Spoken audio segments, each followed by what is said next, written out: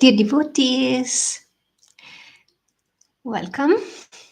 Today we continue our cycle of classes on the topics of bhakti and practice of bhakti.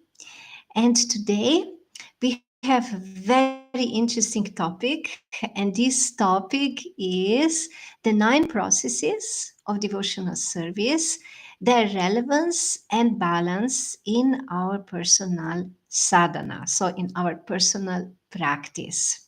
So I was asked this question, and I am going to answer through this class, and also you can also ask additional questions which may be related to this. So to start, I will read a couple of verses from Srimad Bhagavatam, from Canto 7, Chapter 3, and these are the texts 23 and 24. These are very, very important verses. And we will also read a short portion of the purport where Srila Prabhupada, A.C. Bhaktivedanta Swami, gives a very concise explanation of these 9 processes of bhakti. So, Om Namo Bhagavate Vasudevaya. Om Namo Bhagavate Vasudevaya. Om Namo Bhagavate Vasudevaya. So we are reading Canto 7, Chapter 5, texts 23 and 24. Shiprarada Uvacha Shravanam Kirtanam Vishnu Smaranam Padasevanam Archanam Vandanam Dasyam Sakyam Atma Nivedanam Iti Pumsarpita Vishnu Bhaktischena Valakshana Kriyeta Bhagavati Ada Tanmaneditam Uttamam. And the translation. Prahlad Maharaj said, hearing and chanting about the transcendental holy name, form, qualities, paraphernalia, and pastimes of Lord Vishnu, remembering them, serving the lotus feet of the Lord, offering the Lord respectful worship with 16 types of paraphernalia, offering praise to the Lord, becoming his servant, considering the Lord one's best friend, and surrendering everything unto him. In other words, serving him with the body, mind, and words. These 9 processes are accepted as pure devotional service. One who has dedicated his life to the service of Krishna through these 9 methods should be understood to be the most learned person, for he has acquired complete knowledge. So I will just read now a portion of this purport, just at the very beginning, because this is a very lengthy purport, but just the very beginning of it. When Prahlad Maharaj was asked by his father to say something from whatever he had learned, he considered that what he had learned from his spiritual master was the best of all teachings, whereas what he had learned about diplomacy from his material teachers, Shanda and Amarka, was useless. And this is the symptom of pure devotional service. A pure devotee is interested only in devotional service, not in material affairs. So now here we will read a little bit about each of these 9 methods of practice of pure devotional service. Srila Bhaktisiddhanta Saraswati Thakur gives the following explanation in his Tatya. The word Shravana refers to giving oral reception to the holy name, and descriptions of the Lord's form, qualities, entourage, and pastimes as explained in Srimad Bhagavatam, Bhagavad Gita, and similar authorized scriptures. After orally receiving such messages, one should memorize these vibrations and repeat them, kirtanam. Smaranam means trying to understand more and more about the Supreme Lord. And Padasevanam means engaging oneself in serving the lotus feet of the Lord according to the time and circumstances.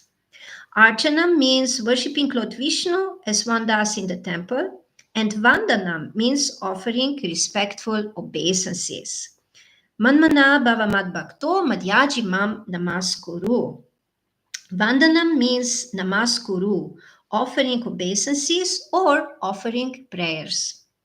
Thinking oneself to be Nitya Krishna Dasa, everlastingly a servant of Krishna, is called Dasyam.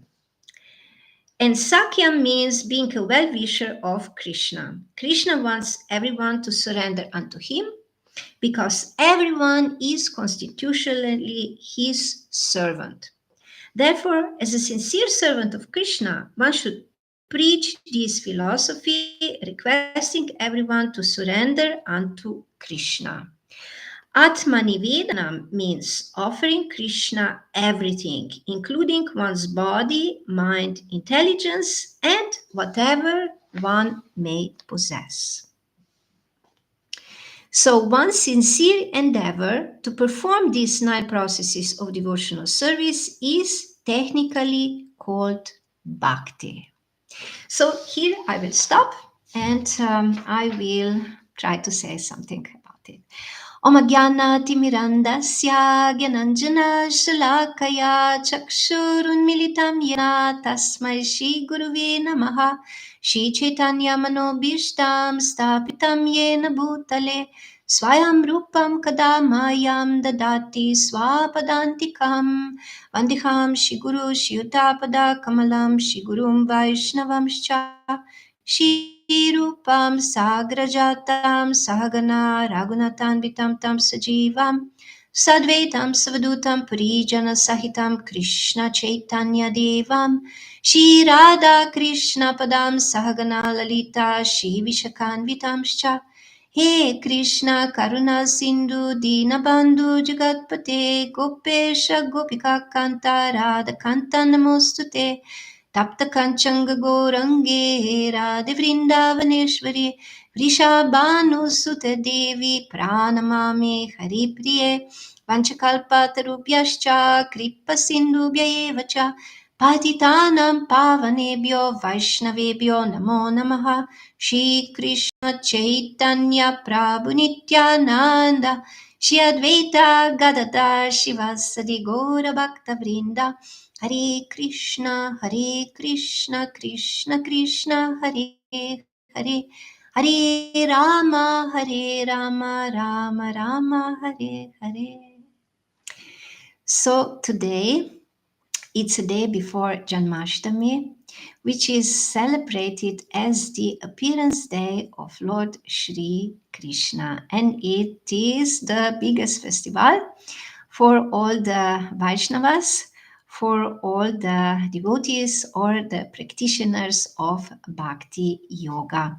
And it is very appropriate that we discuss today about these essential practices of pure devotional service. So before I say something little more about each of these practices, I would like to just make 2 points. So the first point is that when we speak about practice of pure devotional service, this is very much different from the practice of karma yoga. As is many people in India especially, they would practice karma yoga. So they would just do whatever they like to do, and then they would offer some results of their work, or they would offer this work to the Supreme Lord. So this is very nice, but this is not bhakti. This is not bhakti. Some people consider this to be bhakti, but this is not bhakti. This is karma yoga, or as Srila Prabhupada mentions in the commentary of this text, this is karma kanda. So it is still a very fruitive mentality. In order to practice pure devotional service, there first of all needs to be surrender or sharanagati. First, one has to surrender to the Supreme Lord, and this one can do through surrendering oneself to the Guru, to spiritual master. And then, when one has dedicated one's body, mind, and words to the Supreme Lord and Guru, then he asks, how can I serve? And then when he acts upon the order of the Guru, that is then bhakti. That is called bhakti. And actually, in the Nectar of Devotion or Bhakti Rasamrita Sindhu, we have the definition of devotional service. Anya Bilashita Shunyam Jnana Karma Anavritam Anukulyena Krishnanu Shilanam Bhaktir Uttama. This is the definition of pure devotional service, and it describes that pure devotional service is an activity which is meant for Krishna, to please Krishna, and it is also done in accordance with the orders of the superiors, like the Guru, and which is free from several things. It must be free from ulterior motives, and it must not be covered by other activities or other mentalities, such as karma, yoga, jnana, astrology, vastu, ayurveda, or other kinds of teachings or activities. So it must not be covered by them. Covered means that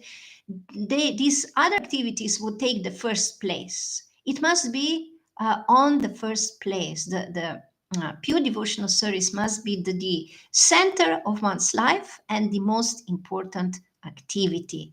So when it is performed in this way, without other motives, and for the pleasure of Krishna, with the pleasing attitude, and then it can be called pure devotional service. So, and how now these 9 activities are connected?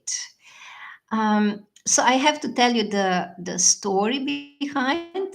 It is very, very interesting. So in the 7th canto, we have the very amazing story about little prince Prahlad and his very demoniac father Hiranyakashipu. This is actually the first abuse case, which was noted down in these ancient scriptures, because Hiranyakashipu was very abusive to his little son. He tortured him and he wanted to kill him in so many ways. Why? Because of one thing. So it all started one day when Hiranyakashipu called for his little son Prahlad and put him on his lap, and he smelled his hair like with a fatherly affection.